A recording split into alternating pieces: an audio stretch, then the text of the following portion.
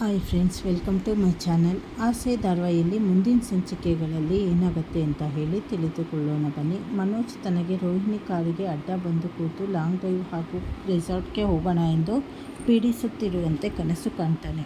ಕನಸಿನಲ್ಲಿ ರೋಹಿಣಿ ಬೇಡ ಎಂದು ಕಿಡಿಚಾಡುತ್ತಾ ಕನ್ವರಿಸುವ ಮನೋಜನನ್ನು ನೋಡಿ ತಾಯಿ ಶಾಂತಿ ದಿಂಬು ಹೊಡೆದು ಎಬ್ಬಿಸ್ತಾಳೆ. ಬೆಳಗ್ಗೆ ಆ ಮನೆಹಾಳಿ ರೋಹಿಣಿ ಹೆಸರನ್ನು ಯಾಕೆ ಹೇಳ್ತಾ ಇದೆಯಾ ಎಂದು ಶಾಂತಿ ಬೈಯುವಾಗ ರಂಗನಾಥ್ ಅವರು ಬಂದು ಮನೋಜ್ ಪರವಾಗಿ ನಿಂತು ಶಾಂತಿಗೆ ರೇಗಾಡ್ತಾರೆ. ಇದೇ ಗದ್ದಲದಲ್ಲಿ ಆಚೆ ಮಲಗುತ್ತಿದ್ದ ಮೀನಾಳಿಗೆ ಈಗ ಸಪ್ರೇಟ್ ರೂಮ್ ಸಿಕ್ಕಿರುವುದರಿಂದ 9-10 ಗಂಟೆಯಾದರೂ ಆಕೆ ಎದ್ದಿಲ್ಲ ಎಂದು ಶಾಂತಿ ಮತ್ತು ಮನೋಜ್ ಅಸೂಯೆಯಿಂದ ಮಾತನಾಡ್ತಾರೆ. ಆದರೆ ಸೂರ್ಯ ಮತ್ತು ಮೀನಾ ಮುಂಜಾನೆ 5 ಗಂಟೆಗೆ ಎದ್ದು ದೇವಸ್ಥಾನಕ್ಕೆ ಹೋಗಿ ಪೂಜೆ ಮುಗಿಸಿ ಖುಷಿಯಾಗಿ ಮನೆಗೆ ಬರ್ತಾರೆ. ಮೀನಾ ಎಲ್ಲರಿಗೂ ಕಾಫಿ ಮಾಡಲು ಅಡುಗೆ ಮನೆಗೆ ಹೋಗ್ತಾಳೆ. ಅಷ್ಟರಲ್ಲಿ ಶಾಂತಿ ತನ್ನ ಮೊಬೈಲ್ ನೋಡುವಾಗ ಒಂದು ವಿಡಿಯೋ ಕಂಡು ಬೆಚ್ಚಿ ಬೀಳ್ತಾಳೆ. ಅದರಲ್ಲಿ ಮನೋಜ್ ಮತ್ತು ರೋಹಿಣಿ ಜೊತೆಯಾಗಿ ಡ್ಯಾನ್ಸ್ ಮಾಡುತ್ತಿರುತ್ತಾರೆ.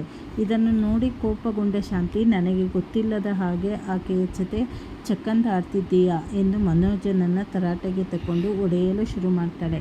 ಮನೋಜು ಗಾಡ್ ಪ್ರಾಮಿಸ್ ಮಾಡಿ, ಇದು ನಾನಲ್ಲ ಮಮ್ಮಿ, ಇದು AI ಅಂದರೆ ಆರ್ಟಿಫಿಷಿಯಲ್ ಇಂಟೆಲಿಜೆನ್ಸ್ ತಂತ್ರಜ್ಞಾನದಿಂದ ಯಾರೋ ಸೃಷ್ಟಿ ಮಾಡಿರುವ ಸುಳ್ಳು ವಿಡಿಯೋ ಎಂದು ಕೈಯಲ್ಲಿದ್ದು ಬೇಡಿಕೊಳ್ತಾನೆ. ಆದರೆ ಶಾಂತಿ ನಂಬುವುದಿಲ್ಲ. ಅಲ್ಲಿಗೆ ಬಂದು ಸೂರ್ಯ ಮತ್ತು ಮೀನಾ ವಿಡಿಯೋವನ್ನು ಝೂಮ್ ಮಾಡಿ ನೋಡಿ, ಇದು ಡೂಪ್ಲಿಕೇಟ್ ವಿಡಿಯೋ ಎಂದು ಶಾಂತಿಗೆ ಮನವರಿಕೆ ಮಾಡಿಕೊಟ್ಟು ಮನೋಜ್ನನ್ನು ಬಚಾವು ಮಾಡುತ್ತಾರೆ. ಮನೋಜ್ ಮನಸ್ಸಲ್ಲೇ ರೋಹಿಣಿಗೆ ಬುದ್ಧಿ ಕಲಿಸಬೇಕು ಅಂತ ಅಂದುಕೊಳ್ತಾನೆ. ಮತ್ತೊಂದೆಡೆ ಸೂರ್ಯನ ಗೆಳೆಯ ಚೇತನ್ ತನಗೆ ಎದುರಾಗಲಿರುವ ಸಮಸ್ಯೆಗೆ ಹಣ ಹೊಂದಿಸಲು ಸಾಧ್ಯವಾಗದೆ ಪರದಾಡುತ್ತಿರುತ್ತಾನೆ. ಮನೆಯಲ್ಲಿದ್ದ ಒಡವೆ ಮಾರಿದರೂ ಕೇವಲ 1.5 ಲಕ್ಷ ರೂಪಾಯಿ ಮಾತ್ರ ಸಿಕ್ಕಿರುತ್ತದೆ. ಇನ್ನುಳಿದ 3.5 ಲಕ್ಷ ರೂಪಾಯಿ ಕೊಡದಿದ್ದರೆ ಅರುಣ್ ಸುಮ್ಮನೆ ಬಿಡುವುದಿಲ್ಲ ಎಂದು ಇಬ್ಬರು ಆತಂಕ ಪಡ್ತಾರೆ. ಆಗ ಸೂರ್ಯ ತನ್ನ ಹೆಂಡತಿ ಮೀನಾಳನ್ನು ಒಪ್ಪಿಸಿ ತನ್ನ ಜೀವನಕ್ಕೆ ಆಧಾರವಾಗಿದ್ದ ಕಾರನ್ನೇ ಅಡ ಇಡಲು ನಿರ್ಧರಿಸ್ತಾನೆ. ಅದರಂತೆ ಮಂಜ ಕೆಲಸ ಮಾಡುವ ಫೈನಾನ್ಸ್ ಆಫೀಸ್ಗೆ ಹೋಗಿ ಕಾರನ್ನು ಅಡ ಇಟ್ಟು ಗೆಳೆಯ ಚೇತನ್ಗೆ ಹಣ ಕೊಡಿಸ್ತಾನೆ. ಈ ವಿಷಯ ತಿಳಿದ ತಾಯಿ ಕುಸುಮ ಮೀನಾಳನ್ನು ಮನೆಗೆ ಕರೆಸಿ ತರಾಟೆಗೆ ತಗೊಳ್ತಾಳೆ. ನಿಮ್ಮ ಜೀವನಕ್ಕೆ ಇರೋದೇ ಈ ಒಂದು ಕಾರು, ಅದನ್ನೇ ಅಡ ಇಟ್ಟರೆ ಹೇಗೆ?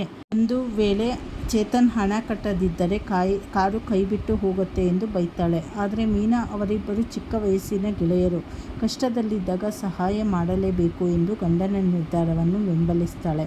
ಕೊನೆಯಲ್ಲಿ ಕನಕ ತನ್ನ ಗಂಡ ಅರುಣ್ ಹತ್ತಿರ ಹೋಗಿ, ಭಾವ ತನ್ನ ಕಾರನ್ನು ಅಡ ಇಟ್ಟು ದುಡ್ಡು ಕೊಟ್ಟಿದ್ದಾರೆ, ಇನ್ನಾದರೂ ಕರುಣೆ ತೋರಿಸಿ ಎಂದು ಕೇಳಿಕೊಳ್ತಾಳೆ. ಆದರೆ ಅರುಣ್ ಸಿಟ್ಟಿನಿಂದ, ಅವನು ಕಾರಾದರೂ ಮಾರ್ಕೊಳ್ಳಿ, ರಸ್ತೆಯಲ್ಲಿ ಭಿಕ್ಷೆಯಾದರೂ ಬೇಡಲಿ, ನಾನು ಅವರನ್ನು ಬಿಡುವುದಿಲ್ಲ, ಇನ್ಮೇಲೆ ಅವನು ಹೇಗೆ ಗಾಡಿ ಓಡಿಸ್ತಾನೆ ಅಂತ ನಾನು ನೋಡ್ತೀನಿ ಎಂದು ಆರ್ಭಟಿಸ್ತಾನೆ. ಅಷ್ಟೇ ಅಲ್ಲದೆ ಸೂರ್ಯನ ಪರವಾಗಿ ಮಾತನಾಡಿದ್ದಕ್ಕೆ ಕನಕಾಳಿಗೆ ಕಪಾಲ ಮೋಕ್ಷ ಮಾಡಿ ಜೋರು ವಾರ್ನಿಂಗ್ ನೀಡ್ತಾನೆ. ಅರುಣನ ಈ ಕ್ರೂರ ವರ್ತನೆಗೆ ಕನಕ ಕಣ್ಣೀರು ಹಾಕ್ತಾಳೆ. ಇನ್ಮುಂದೆ ಸೂರ್ಯ ತನ್ನ ಕಾರನ್ನು ಹೇಗೆ ಬಿಡಿಸಿಕೊಳ್ತಾನೆ, ಅರುಣ ಮುಂದಿನ ಕುತಂತ್ರವೇನು ಎಂಬುದನ್ನು ಮುಂದಿನ ಸಂಚಿಕೆಯಲ್ಲಿ ನೋಡಬೇಕಾಗಿದೆ.